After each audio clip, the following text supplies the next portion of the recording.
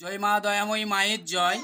তো মা দয়ামের ভক্তরা দেখো, আজকে মা দয়ামের বেদির কাজটি কত সুন্দর।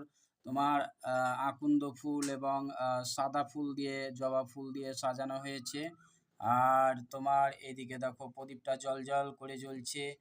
আর এইদিকে শিবলিঙ্গকে দেখো, অনেক আকন্দ ফুল দেওয়া হয়েছে। শিবলিঙ্গের মাথায় একটা আকন্দ ফুল দেওয়া হয়েছিল। তোমার